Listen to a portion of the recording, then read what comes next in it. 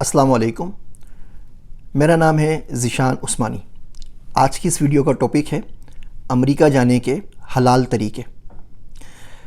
बनाने की नौबत इसलिए आई कि पता लगा कि हमारे माशरे में बहुत सारे हराम तरीके राइज हो गए और लोग उसके ऊपर अमल कर रहे हैं और बहुत नुकसान उठा रहे हैं। एक तो सबसे बड़ी मुसीबत इन कंसल्टेंट्स की आई हुई है। हर बंदा कंसल्टेंट बना हुआ है और बोलता है आपका फॉर्म भर के जमा करवा देगा, लेकिन फॉर्म भरने के लिए जितनी अकल चाहिए उन्हें वो भी नहीं आती, जितनी अंग्रेज़ी आनी चाहिए उनको वो भी नहीं आती। वो आपसे रिकमेंडेशन लेटर मंगवाएंगे और अगर आगे उनके अगर पास 20 लोग एप्लीकेंट्स आएंगे तो सबके पास ही वही रिकमेंडेशन लेटर कॉपी पेस्ट कर देंगे। इस कॉपी पेस्ट कल्चर से पता नहीं हमारी कहाँ जान छूटेगी। कोई 4 महीने हो चुके हैं कि मुझे हर हफ्ते 2 या 3 ईमेल आती है कंटेंट राइटिंग की जॉब के लिए कि हम आपके ब्लॉग के लिए कंटेंट राइटिंग कर देंगे या हम आपके यूट्यूब चैनल के लिए सबटाइटल्स बना देंगे। लेकिन जो ईमेल होती है बड़ी अच्छी अंग्रेज़ी लिखी हुई है, वो एग्जैक्टली सेम होती है। तो बेसिकली हुआ ये होगा कि इन्होंने कोई ट्रेनिंग कर ली होगी ऑनलाइन, उस ट्रेनिंग में भाई साहब ने उनको कोई टेम्पलेट दे दिया होगा। अब हर बंदा उसी टेम्पलेट को कॉपी पेस्ट करके मुझे भेज देता है। तो मैं बड़ा हैरान होता हूँ कि जो शख्स कंटेंट मार्केटिंग की जॉब के लिए अप्लाई कर रहा है, कंटेंट राइटिंग की जॉब के लिए अप्लाई कर रहा है, वो अपनी ईमेल का कंटेंट भी अगर खुद नहीं लिख सकता तो आगे फिर उससे क्या उम्मीद रखी जा सकती है। तो पहला काम तो ये करें कि इन कंसल्टेंट से बचें। यकीन जानिए दुनिया इतनी ज़्यादा खुल गई है, अब इतनी ज़्यादा खुल गई है कि आपको ट्रकों में लद के जाने की कहीं ज़रूरत नहीं है। इंसानी स्मगलिंग की कोई ज़रूरत बाकी नहीं बची है। कंसल्टेंट को पैसे दे के हराम करने की कोई ज़रूरत नहीं है। मैंने पहले भी इस पर वीडियोस बनाई थी। अमेरिका आप रिलीजियस वीज़ा पे R1 पे जा सकते हैं अगर आप मस्जिद के इमाम हैं, मदरसे के पढ़े में। तो स्टूडेंट हैं तो आप F1 पे जा सकते हैं, आपकी फैमिली F2 पे जा सकती है। स्कॉलरशिप मिल जाए तो आप J1 पे जा सकते हैं, आपकी फैमिली J2 के ऊपर जा सकती है। J1 के बाद आप अकेडमिक ट्रेनिंग के नाम से, AT के नाम से काम कर सकते हैं साल 2 साल तक। F1 के बाद स्टूडेंट के बाद आप OPT के नाम से 3 साल तक काम कर सकते हैं। आपको जॉब मिल जाए तो आप H1 वीज़ा के ऊपर जा सकते हैं। आप किसी ऐसी कंपनी में काम करते हैं जिनका ऑफिस अमेरिका में भी है और पाकिस्तान में भी है या दुबई में है, जहाँ भी आप काम करें मिडल ईस्ट के अंदर, सऊदी अरब के अंदर, तो आप L1 वीज़ा के ऊपर जा सकते हैं। आप थोड़े से पढ़े लिखे हैं, आपने PhD की हुई है, आपकी 2-4 पब्लिकेशंस हैं, तो आप एक्स्ट्रा ऑर्डिनरी वीज़ा या O1 के ऊपर जा सकते हैं। अगर आपके पास एम्प्लॉयमेंट है, वहाँ पर किसी एम्प्लॉयर के पास से लेटर है कि वो आपको हायर कर लेगा, तो आप O1 के लिए ऊपर अप्लाई कर सकते हैं।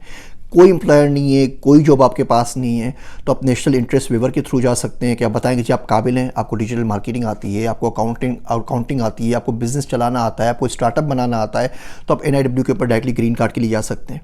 ग्रीन कार्ड से पहले आप जो एडजस्टमेंट की एप्लीकेशन होती है I-140 वो अप्लाई करते हैं। I-485 पर ग्रीन कार्ड के लिए होती है। 763 खाली मेडिकल की जो होती है।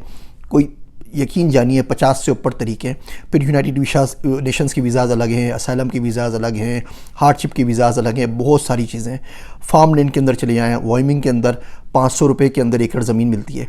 अब वहाँ अगर आप फार्मर हैं और आपको सब्ज़ी उगानी आती है, आप चले आइए, दुनिया भर में मांग है। आप फार्मासिस्ट हैं, आप नर्स हैं। तो जब मैंने 2-4 वीडियोस बनाई तो एक बहुत बड़ा ना ईमेल्स, मेरे पास बहुत ज़्यादा ईमेल्स आ गई। SMS और लिंक्डइन और फेसबुक के ऊपर मैसेजेस को तो फ़िलहाल आप छोड़ ही दीजिए, अब उन सबको मैं हैंडल नहीं कर पाता। तो मैंने सोचा कि मैं आपसे चंद बातें करके जिन लोगों से आपको मिलना है या जिस कंसल्टेंट के पास जाना है उस तक आपकी रहनुमाई कर दूँ।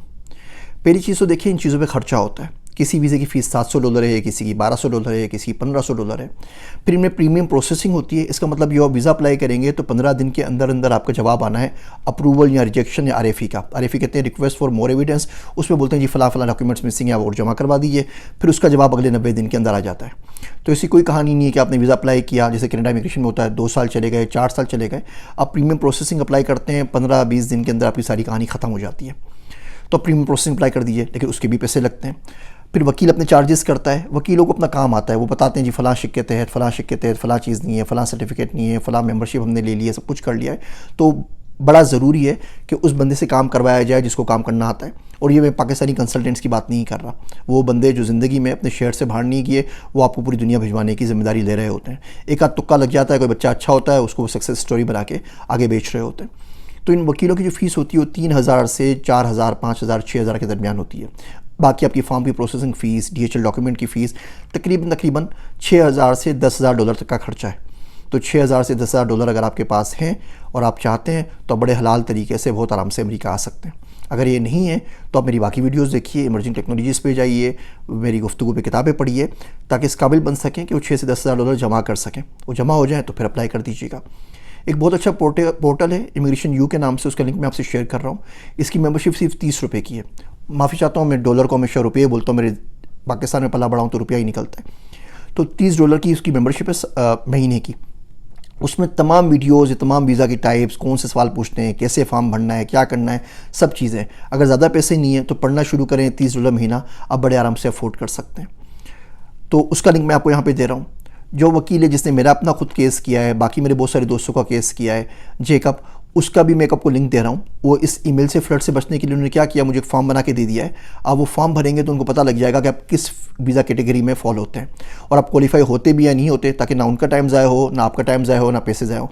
उसका लिंक भी यहाँ पे नीचे दे रहा हूँ, इसके थ्रू आप अप्लाई कर लीजिए।